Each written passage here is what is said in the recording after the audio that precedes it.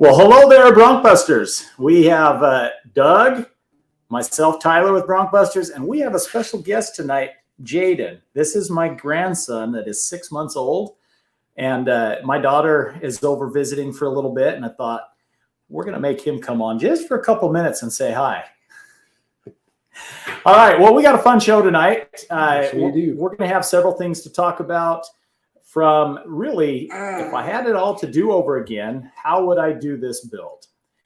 And before we get into this whole discussion, I figured we'd have a few updates. And I think little buddy wants to go back to mom. There you go. We all want to go back to mom.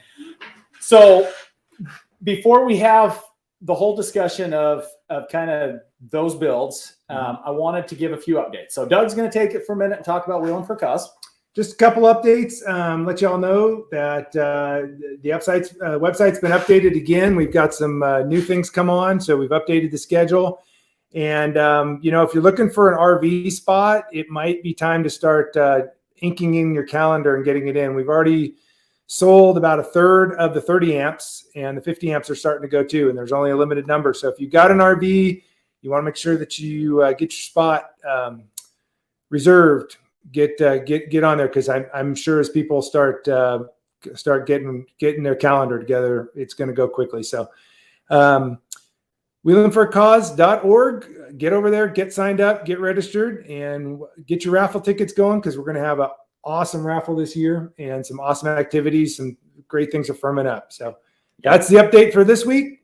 Appreciate y'all supporting our cause. That's right. All right, so with that, before we get into the whole discussion, we are going to give you guys some updates on where BroncBuster's at right now. This has been my progress this week. I've been doing a lot of cutting, grinding. You'll see right here that the Bronco kind of comes apart like layers of an onion. And it's cutting a lot of spot welds, pulling all that apart, and then straightening it. And then putting it back together. So today, this is where I was at about an hour and a half ago, actually. So this is fresh footage. I've got all of that reattached, welded, and that's the point where the attachments get welded back on. So I had to kind of pull them off. A little bit of fun. Amy and I did a lot of stretching today. And no, it wasn't stretching in the gym. Is that an air-conditioned place? Because I think it was about 102 today. Well, and in that shop, it's a sweat house. It's about 130, I think, in there. Does the metal stretch better when it's warmed up? Probably. Like an old man like me? But yeah, we were having some fun. So as you can see here, as we started doing some X measurements, finding some points that we could measure back and forth to. When I first started, I actually took the new Bronco, and I'm going to show you that in a minute. I took the new Bronco. I took it out there. I started taking some measurements off of it, so I had a reference point. And the whole goal here is the parts that got hit and made out of whack, we want to get back straight before I start pulling the body panels off. All of my advanced fiberglass panels showed up yesterday, so we're ready to start putting that back together. And so we're just aligning it, shifting it, remeasuring. And I now have, I believe, every part of it from the front windshield to the back, all back in alignment. The frame was good. We didn't have any frame damage. So now it's to this point. We found one thing. So I noticed right there that we had a little pinch in it, and that was part of the when it hit. So as we got everything straightened back out, I was actually able to push that out. So it's been an interesting education that Rick has given me. Really you can look at the vehicle and it talks to you as far as what needs to be straightened, because you'll see some stress points, and as that relaxes and you get things put back into place, everything kind of comes back together. So a lot of work. I'm only able to get a few hours a day in on it right now, because there's so many other things going on with the portals and such. But we're coming along. I wanted to do this project myself, and so I guess I got what I asked for, right? With that, we're going to go into that. What does a build look like with the knowledge and experience that we have now? Sure. And we're going to give you some of our experience, but I wanted to start with Doug, because Doug has a whole different perspective than maybe what I do, and maybe some of you guys. But he's gonna talk to his experience, sure. And then we're going to go into what my experience is. Yeah. So when Tyler and I started working together, Tyler was really on that trajectory of the extreme rock crawler. That's where his trajectory was going. And I was looking for a Bronco for a whole different reason. One of my big parameters was it was my daily driver, where he was trailering BroncBuster everywhere. This was going to be my daily driver, but I wanted to be able on the weekends or whenever Tyler was going somewhere to go test something, I wanted to be able to come along, and I wanted something that was capable enough to keep up with something more extreme, but also compensated a bit for my driving ability because, gosh, I hadn't driven four-wheel drive vehicles since I was my college days, maybe a little earlier, and it was mostly on the beach. And so bouldering and rock crawling, which predominantly we have here in Texas, then of course you go out to Utah. My skills aren't what they need to be in order to really go extreme. So I had to find a fit for mostly daily driving, but then something I could build out enough to also rock crawl, but not to the point to where I would lose that comfort that I had with daily driving. So when I started looking for that, the Badlands, the Bronco Badlands with the Sasquatch was really that good fit for me. It had 35s, it had the lockers, had the disconnect, and so it worked well for the bouldering that I would probably have to do to keep up with him, keep up with little sis and Amy, and be able to go out and have a good time on the weekends, but then still have a comfortable vehicle that got good gas mileage. Now, what I have learned in talking to many of you, if you live around on the east of the continent, you're probably more in riverbeds, and you're probably more on trails, rough trails, logging, those kinds of things, just a little bit different terrain. Where a wild track without the sway bar disconnect probably get you at the same spot. So had I lived in Virginia, say, or up in Wisconsin, I might have gone. A wild track might have been just fine with me. But for me, the Badlands, the Sasquatch, and for me, the sweet spot that we achieved with my Badlands Sasquatch is 37-inch tires, and in getting that keeping the stock. The stock clearance was about 10.5 inches at the differential. What was it? Yeah, 10.25 inches at the differential, and about 8.25 inches at the rear shock skid. Mm-hmm. And then actually had about 8.25. No, you had about 10.5 up at the front where the shock mounts come down into the lower control arm. So that was both those spots are up near the wheel. So obviously, when the wheel lifts, frame lifts, that differential really is the thing that tends to get hung up. And so adding on those 37s gave me a little bit more room, gave me basically a foot of clearance on the differential. So that was really sweet there. I prefer 37s over 38s. It's just with 38s or going up to 40s, it's just a lot more mass. I think it's going to screw with my gas mileage. I'm not sure how the Ford sensor is going to take that change. Whereas 37s, there's no messing with it at all. I still get good gas mileage, but then I get that extra clearance off the road. 37s do rub at extremes, so that is something that I'm going to have to take care of eventually somehow. I only have an 1.5 body lift on mine. If I'd gone up to a 3-inch, wouldn't have that issue. 38s, I definitely would rub. Right. 40s, we'd have to make a big shot. So that 35, 30, well, for me, 37-inch is really the sweet spot with the Badlands Sasquatch. I don't have any suspension lift in mind. I don't want to screw with the ride. I'm really concerned about getting the suspension. Could have had some perch collars maybe to lift it just a little bit, do something there, maybe level it out or something. Could play with that in the future, but I'm really worried about screwing with the ride. And because it's so important to me with my daily driver. I've also found through experience, and Tyler's touched on it, once you start messing with your suspension, you really got to know what you're doing, because it really starts affecting the ride on these Broncos. It's a lot of reason why we bought these Broncos, because a lot of us, it is a daily driver. And then you get into the issues of droop. With the maximum droop, got a big suspension. These Broncos, especially with the IFS, just don't handle that maximum droop up front. So the one thing that I'll add just here at the end, I haven't done it yet, but I am going to do it. And something I ran into is I want to put a more aggressive bumper on my staying down in that 35, 37 range.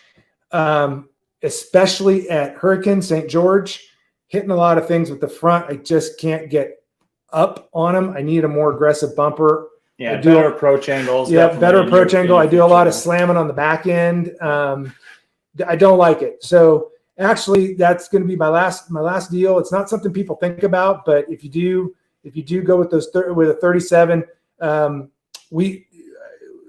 more aggressive approach angle on a bumper is something I think you may not notice until you put one on, and then you're going to notice it. Right. So that would be the last addition. So I got to sit in the catbird seat. I got to learn a lot from Tyler as he was going along. So there was some things I had in my mind maybe 3 or 4 months ago that I wanted to do to the Bronco, and then learn through his experiences and through some experimenting with Little Sis that 37 Badlands Sasquatch for an overlander that can go all the way up to level 7. If you're a better driver than me, you could probably do level 8, level 9, and still handle it really well, especially if you start adding, plates.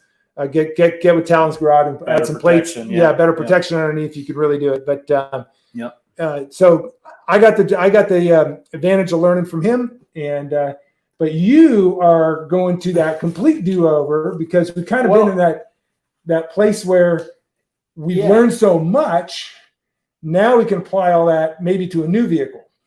The interesting thing about this whole thing we're doing is it's kind of almost fun sometimes to do it the wrong way to then learn from it.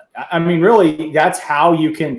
I have a hard time looking at somebody and saying, well, I know if you do this, you're going to have a problem if I haven't actually tried it myself. Right. And so we've tried about every variation of anything you can think of. And I think back to a conversation I had before I even owned my Bronco. So Amy and I, as excited as we were to have our new Bronco coming, the first day I heard about the off-rodeo, I was excited. I got on, I signed up. Amy and I and my son Levi were the very first public group after they did all the dealerships. That first day in Texas in July, the first part of July of 2021, we were the first ones out there. And it's funny because one of the instructors was my buddy Johnny that I knew a little bit from North Dakota, but since we've gotten to know each other a lot more. And now he's running he's one of the main instructors up in Las Vegas, and he's transferred up there. And then there was Josh Hamilton. A lot of you guys out there probably know who Josh Hamilton is. He's been in the Bronco community for years. He was a big instrumental player in helping the design, and so he was one of our instructors. So here we go. We're talking, got to know him. He loved my son, Levi, let him drive the blue two-door, even though he wasn't signed up to be a driver. He was just a guest. And we got talking to Josh, and Josh made a comment then that I just disregarded as nothing. And he said, the best platform to start with is a black diamond non-Sasquatch. And I'm like, nah, who's he? In fact, it was after off rodeo. I had already had my order placed as a wild track. I changed my order. I went and changed it to a Badlands Sasquatch. I wanted all these cool capabilities, all these push buttons and all this stuff, which again, I love the Badlands. So don't think that I'm going to start talking bad about the Badlands or the wild track. Works for me. I'm going to just tell you that for those of you that maybe are going to go the route that I've gone or have that intention, here's some good options for you, right? Here's some things to think about. So let's talk goals first. So the do-over goal is to have the ability to have it as a daily driver, not as a trailer queen. BroncBuster spends a lot of time on the trailer, partially because I'm traveling all over the country. And if I'm going to break something, I want to weigh home, right? Geared towards challenging rock crawling that tackles anything on the trails, primarily, the Utah trails, but there's also some pretty crazy stuff here in Texas and up in Oklahoma and different parts of the country, but the aggressive, hard stuff, right? And my gearing is probably of what I'm going for is probably going to be geared more towards that rock crawling capability than it is the daily. So I'm willing to give up a few of the creature comforts, but not everything, right? Here pretty soon, I want to have one of these Broncos that I'm not going out and testing, but I go just have some fun too, right?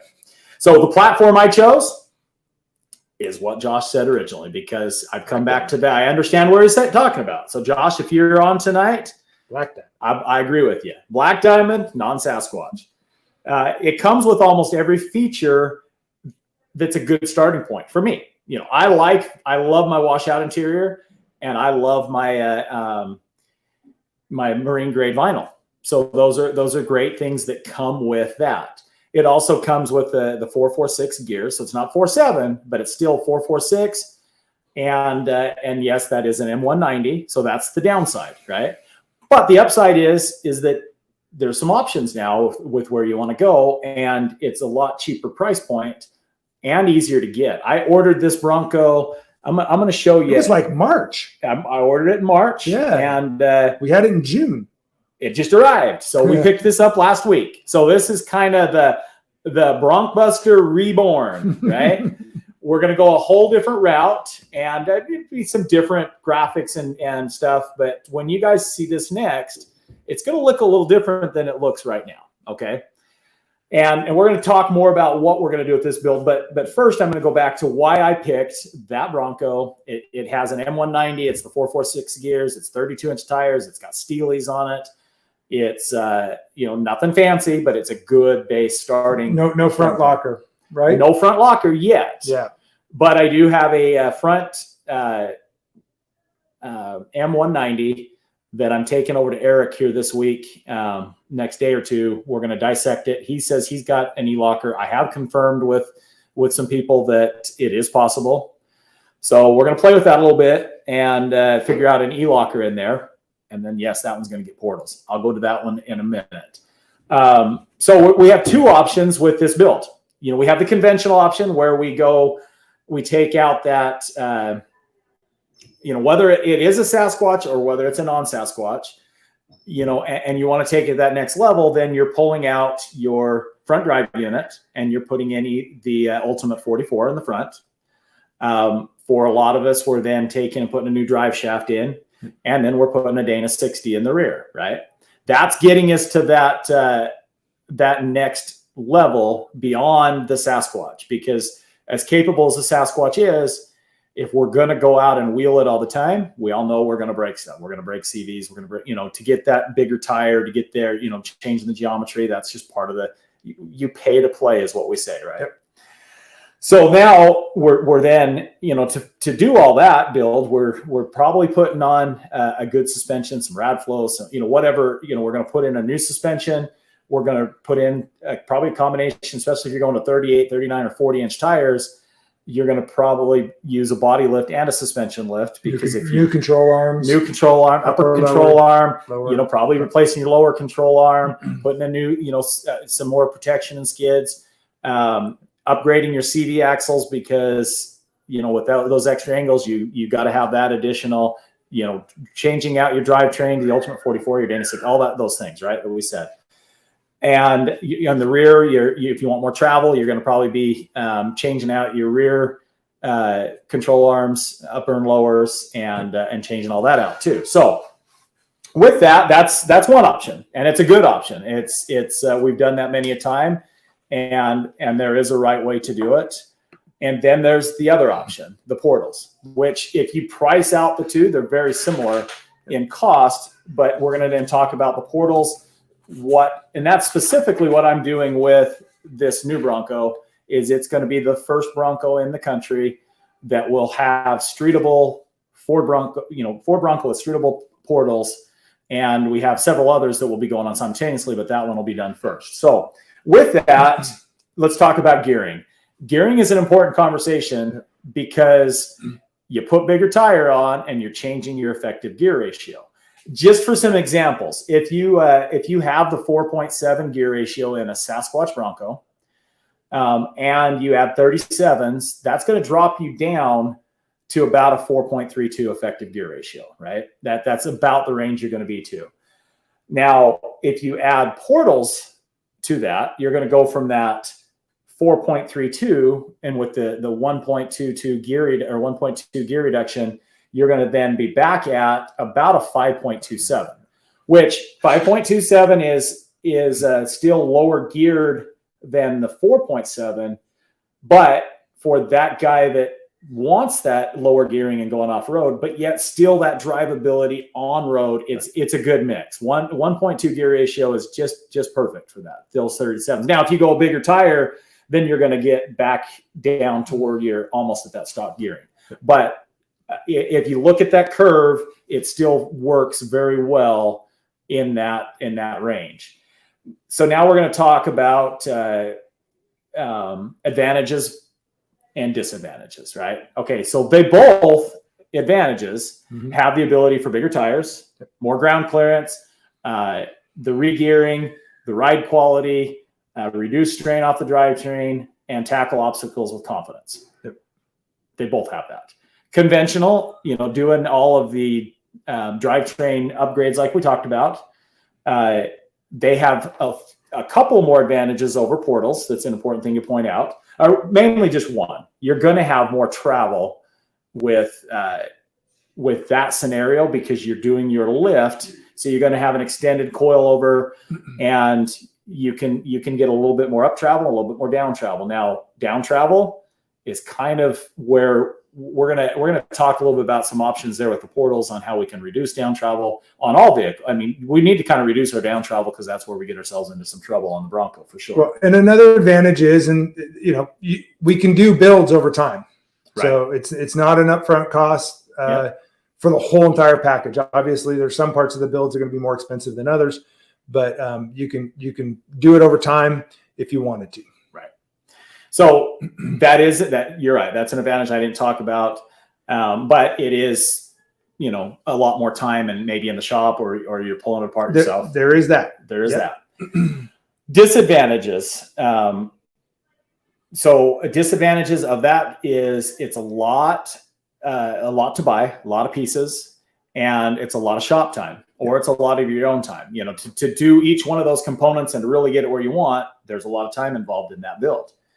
It's a significant modification. So now think about some other disadvantages, and I don't want to heavily point this out, but it is an important piece that when you do a modification and you go in to trade that vehicle in, if you got $20,000-$30,000 modifications, you go into your dealership, you're not going to get much for that. I'm not saying you won't get anything. Ask a Jeep owner. Yeah, I've heard that plenty of times.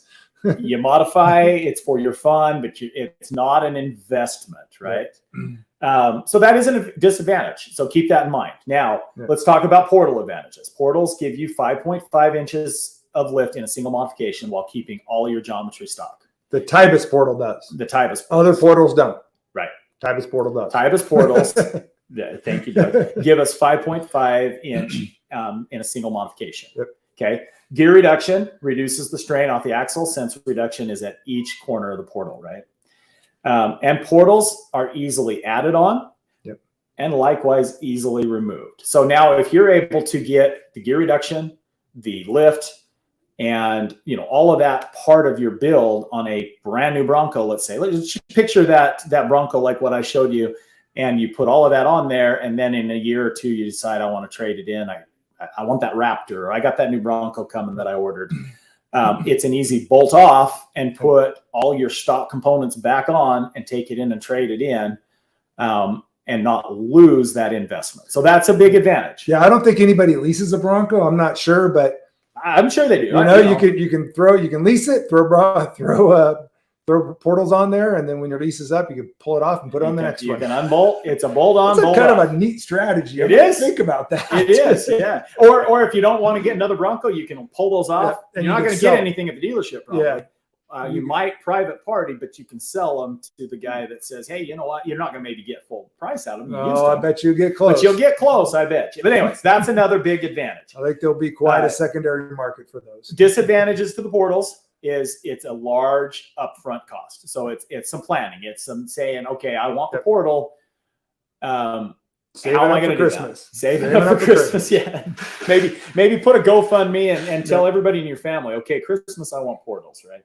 We all can do without a few calories, right? Right. Save our cracker money.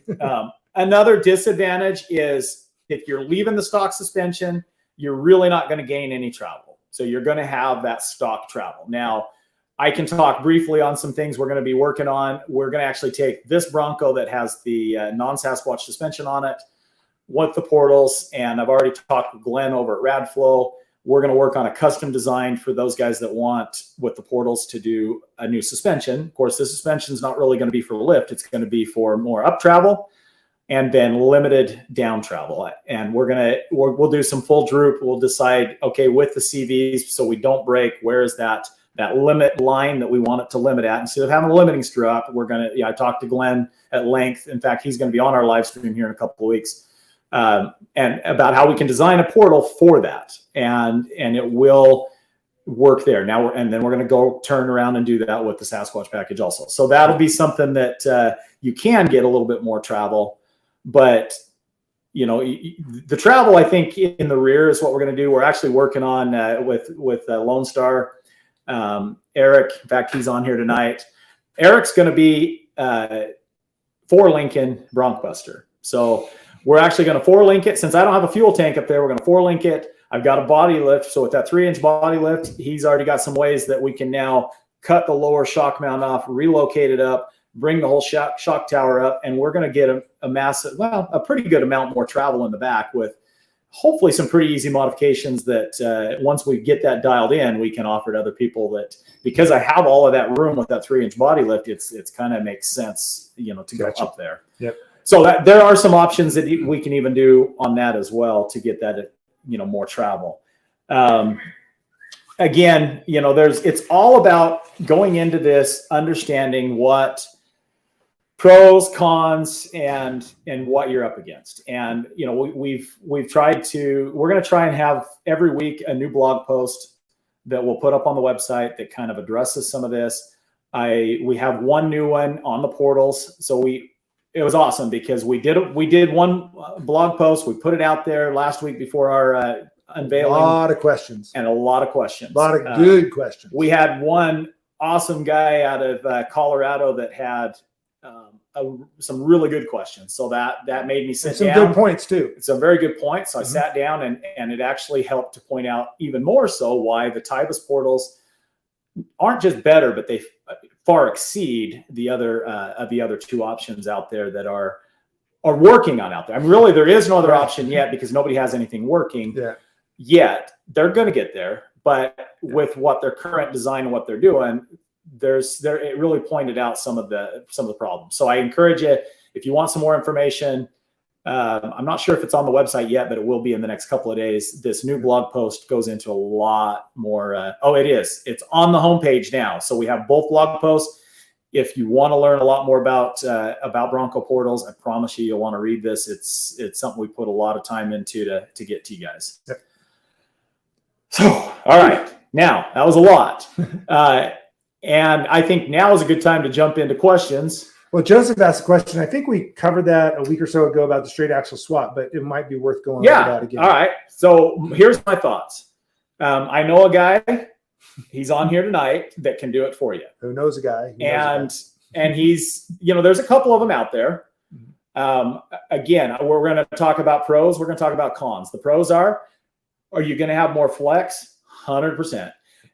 Everybody's got to understand that there's a trade-off. You're never going to get a 6th-gen Bronco on IFS to have the same flex that a Jeep has. And it's but you don't get the death wobble either. Right. Yeah. So, but if you want it done right, the guy to talk to is Lone Star Ring and Pinion out of Katy, Texas. Yep. He's putting together a package. He's done it on his, and his is the only one that I've actually seen out in the wild, really rock crawling, and it does awesome. I mean, this machine pretty impressive. Is an awesome machine. So if you're looking to do that, definitely. And that's not a platform that I'm going to be doing with BroncBuster because we're going to focus on how we can make the 6th-gen Bronco the most capable while maintaining all of those feature comforts that we like. Well, the IFS part, that's right. That's what makes it very different than Jeep in a sense. And so we want to go down that path. And Eric at Lone Star is going to be a big part of that. He's going to be one of our first installers in the country to do this because he's somebody I wholeheartedly trust. I mean, he does great work.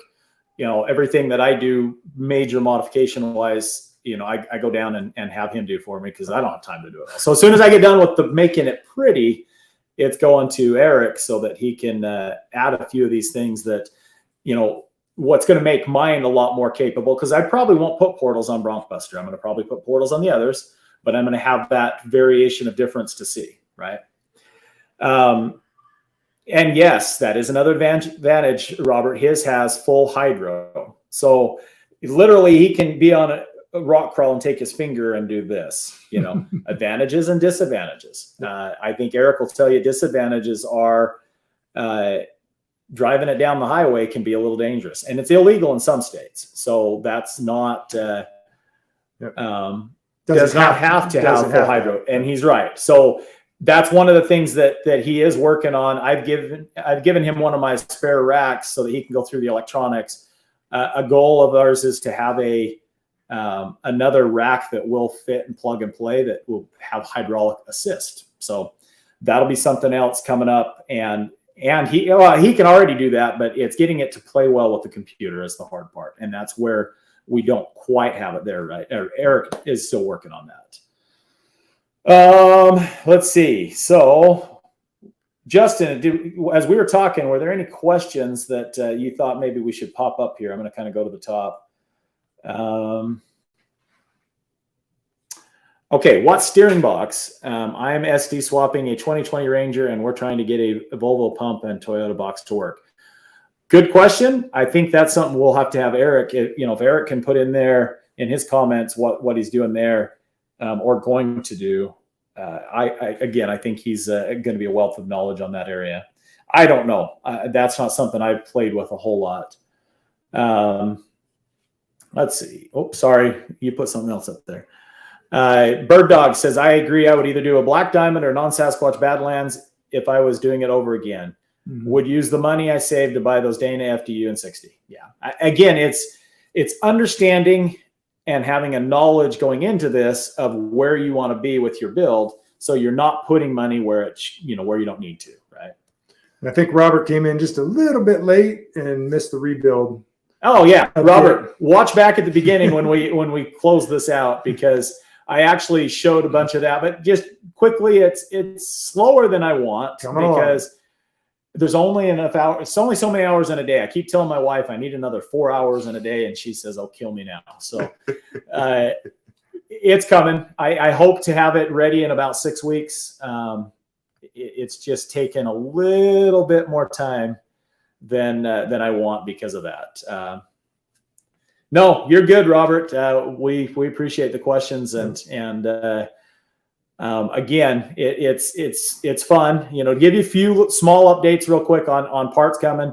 I talked to Austin today. The tube, we're almost done with the fixturing to start making the differential tubes. So hopefully by next live stream, I can show you guys some finished product on that.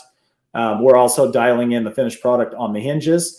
And I want to talk about the hinges for a minute, because I don't think I was very clear on the fact that these hinges are something we've developed to go with a bracket that we're actually going to be producing through TX Fabco that will allow you to mount up to a 40-inch tire. That's where this all started, but we've designed the hinge to replace the stock hinges in all applications. So I need to get some better verbiage out there. I've had a lot of people say, it's too bad that it won't work with my XYZ relocation bracket. It will work because the holes are in the same spot. The profile is the same width out. It's just we've gone thicker. We've gone with, instead of the cast material, we've gone with a steel that we're actually machining and then gets powder coated. So cast and steel are two different strengths. But the big difference is the pin, and the size of the pin is significantly better. So yeah, and you know what? I'm obviously never going to run 40s. Overlanding, I might put some weight on my tailgate, but I'm going to throw those hinges on now just because, just the flex of four-wheel driving and the slip or the bump or someone leans the wrong way on it. That pin is so small in the OEM. I'm throwing these hinges on just as a preventative, and then I'll have them there when I build out. Yeah, I think it's very important to note that, everybody's found, or most people know what happens if you don't reinforce your tailgate. If you just have a 37 on that sheet metal, it definitely can crinkle it. I've seen lots of damaged or ruined tailgates. So everybody is at least recognizes, okay, we need to reinforce it to the hinge. Well, the hinge is the next weak point with that teeny tiny pin in there. And anybody that's opened the tailgate and understand that that little piston is not enough to stop it, and it'll go open too far and break your tail light or do some damage to the vehicle, because there is nothing on there that stops it.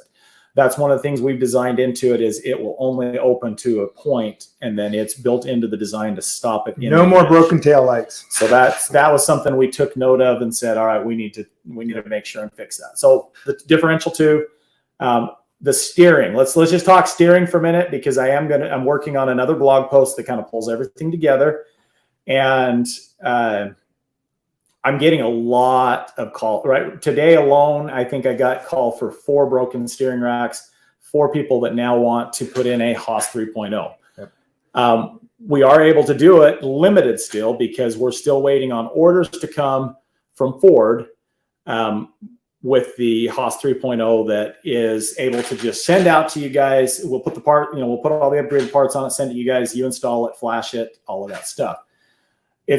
We're not there yet. So all we're able to do right now is buy onesie twosie of the Haas 3.0 for Wild Track, and we have to flash it, reprogram it, put the parts on it, ship it out to you. So unfortunately, at this minute in time, it's more expensive than what it will be once we get that all dialed in. Having said that, we're still getting at least weekly a couple, and the main comment that we're getting is that Ford is back ordered weeks. And so again, we need to make sure that you reinforce the rack you have, because a lot of these failures I'm seeing, most of these failures I'm seeing, are from 2 things. Either the housing is not reinforced. First off, it's the bushing. That's where we see the biggest failure. I'm sending them to Moab. I've got the dealership in Moab now buying these things in quantity, and they have broken racks on daily basis almost, right? So they're one of our newest vendors is the Moab dealership, it was Crump Ford, now it's Performance Ford of Moab. So great guys over there. Anyways, not getting off track, we want to make sure and reinforce so you're not in that boat, because getting a replacement steering rack is holding up a lot of people right now from being able to enjoy their Broncos, and it's expensive. Yep. A dealership, if it's not covered by warranty, they're charging 10, and I've heard upwards of 20 hours to replace a steering rack, on top of the part and usually the clock spring and all of that stuff. So we're gonna have some future stuff coming up that we want to bring back the conversation of that, and the fact that we will be offering the Haas 3.0 as a complete package here soon. Right now, I'm able to take care of just a couple at a time, especially those that are first come first serve. But I can't do it in quantity because I can't get them in quantity yet. So. Still a supply disruption. Yeah.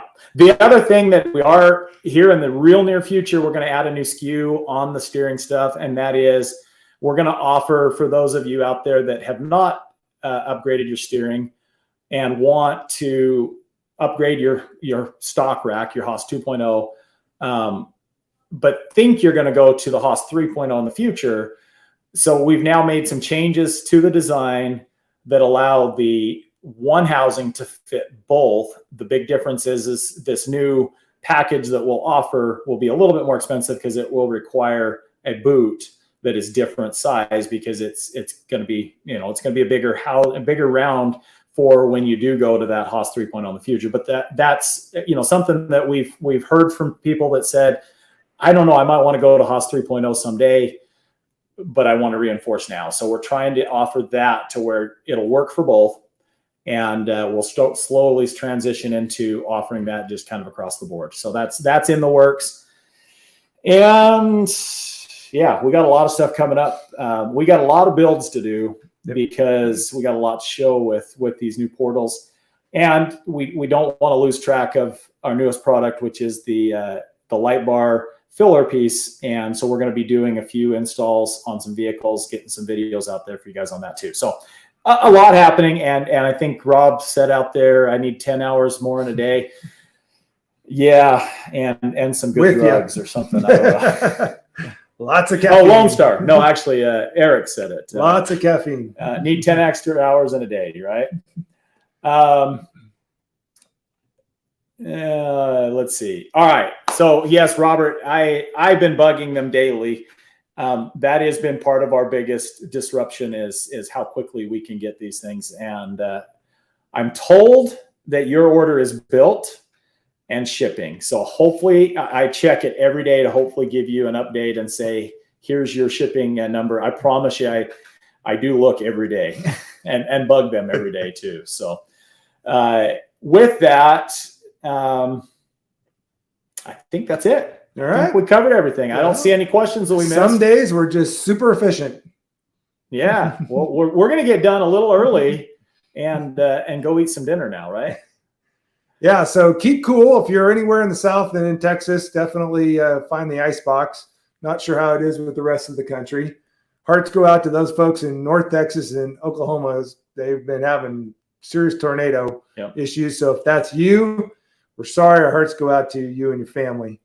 But looks like it's going to be a great summer this summer. It looks like we got some great wheeling coming up. Hey, we got our newest guest on here, Charlie Dendy. So I'm sorry, I got to embarrass Reagan for a minute here. Reagan has gone through great lengths to keep it a secret what Amy and I do. And Charlie is a friend of Reagan's from school, and he's a pretty cool kid from what I can tell, big into vehicles and stuff. So he started inquiring with all the Broncos and what we do and asking some questions and then he was asking about portals and what that was, and Reagan was trying to explain to him.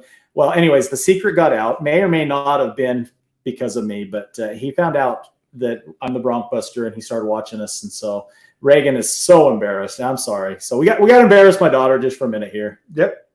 That's what dads do, right? Hi, Reagan. Love you, Reagan. All right. With that, we're going to close it out and appreciate everybody coming on. We will see you next week, and we'll try and have some more fun and exciting, engaging conversations.